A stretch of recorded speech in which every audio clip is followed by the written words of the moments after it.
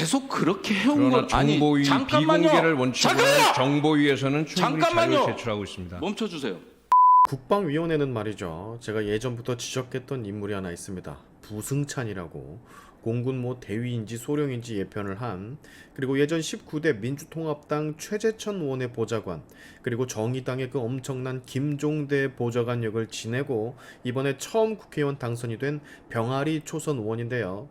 얘가 아직 국회의원이라는 직함의 무게를 이해를 못하는 건지, 아니면 군 시절의 경험에서 우러나오는 삐딱한 태도가 그대로 곁들어 있는 건지, 굉장히 천박스러운 말투와 껄렁껄렁 건들건들거리는 태도로 지금 늘 논란이 일고 있거든요. 딱 보면 아실 거예요. 이게 뭐 이러지? 라는 생각 드실 겁니다. 근데 여기서 더 기가 막힌 건 지 껄렁껄렁한 어디 동네 삼류 양아 같은 태도는 자각도 하지 못한 채, 그 저렴하기 짝이 없는 천박한 말본새는 인지도 못한 채 남의 태도를 가지고 태도가 잘못됐다고, 마음에 안 든다고 연병용천 지랄을 지금 떨고 있어요. 참 이상한 사람입니다. 그 특유의 민주당의 내로남불을 그대로 상임위에서 보여주는 대표적인 인물이 아닐 수가 없는데, 지 몸엔 똥이 묻어서 냄새가 풀풀 나는데 옆 사람 먼지 조금 묻었다고 저리 허이 저리가 라고 까대는 꼴이랄까? 부승찬을 보면 항상 이런 생각이 들곤 합니다. 그리고 오늘 그 진가가 발휘가 되는 상황이 국정감사에서 연출이 됐는데요. 여러분, 민주당류 의원들은 말이죠, 본인의 의지대로, 즉 쉽게 말을 해서 찍어 눌러지지 않으면 굉장한 분노를 표출하는 족속들입니다. 특히 국무위원, 정부와 관련된 인사들이면 더더욱 말이죠. 질의를 한다라는 것은 근본적으로 답변을 얻기 위해 하는 것인데, 그래서 질의를 하는 거잖아요. 근데 질의를 할 뿐 상대방의 답변은 아예 듣지 않아요. 내 질문만, 내 보좌관 비서관들이 써준 A4 용지의 글들만 시간 없으니 빨리 읽고 들어가겠다라는 겁니다. 그리고 그 부분만 국민들에게 알리면 내 임무는 끝났다라고 생각을 하는 거예요. 국민들이 정작 알고 싶은 건 그 질의에 대한 답변들인데, 쉽게 말해 시험을 치는데요, 시험지에 적혀있는 문제만 보고 답은 안 적고 그냥 시험장을 쳐나가는 꼴이랄까? 빵점이란 얘기죠. 빵점. 애새끼들이 다 빵점이야.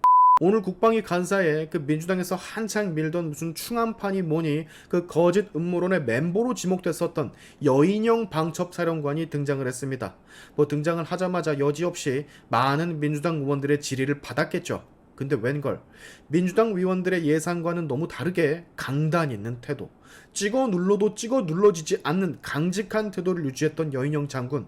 민주당 얘네들이 마음에 안 들었었나봐요. 그래서 태도가 어쩌니 뭐 지금 말들이 많은 것 같은데, 아까도 말씀을 드렸지만 저기 국방위 감사에서 가장 태도가 이상한 사람은 부승찬입니다. 제일 건들거리고 제일 껄렁거리고 말투도 제일 저렴하고, 뭔가 있잖아요, 특유의 그 질 안 좋은 사람들만 가지고 있는 그 느낌, 말로 형용할 수 없는 그 느낌. 부승찬이 제일 그러거든요. 우직한 방첩사령관의 태도, 그리고 본인의 질의에 원하는 답이 아닌 다른 답을 하니까 부승찬이 열이 많이 받았나 봅니다. 그야말로 폭발을 해요. 꽥 소리를 질러버려 국방위 자리에 있는 모든 사람들을 깜짝 놀라게 하는데, 여기서 또 여인영 방첩사령관 하나도 기죽지를 않고 왜 소리를 지르냐고 응수를 합니다. 저는 이런 모습 좋게 봅니다. 증인들도 국민들이거든요. 감사 시즌이라고 해서 잘못도 없는데 죄도 없는데 지 주관상 태도가 마음에 안 든다라고 해서 저렇게 소리를 지르고 찍어 누른다? 저나 여러분들 같았으면 부승찬이 저러면 쌍욕 나갔습니다. 오늘은 부승찬은 국회의원으로서 기본적인 태도를 갖추지 못했다라는 것을 다시 한번 어필하는 방송입니다.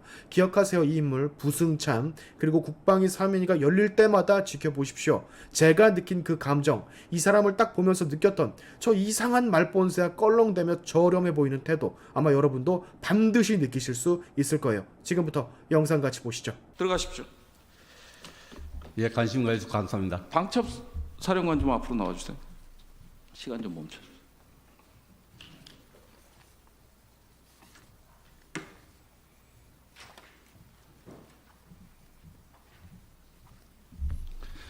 소속 지금 국방부 장관의 지휘 통제를 받죠? 그렇습니다.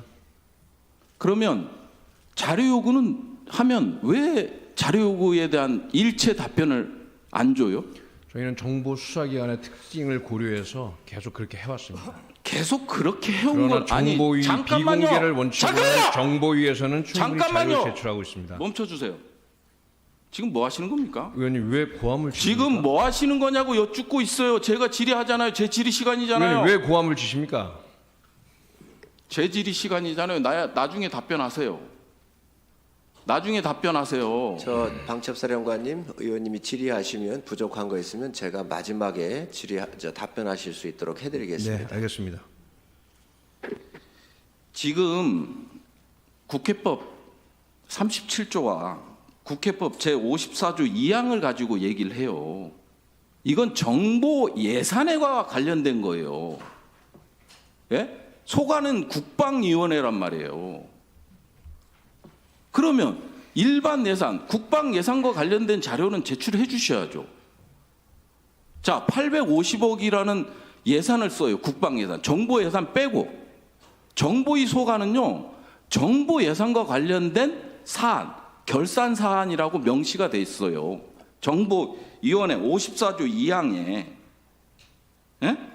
명시가 돼 있습니다. 명확히.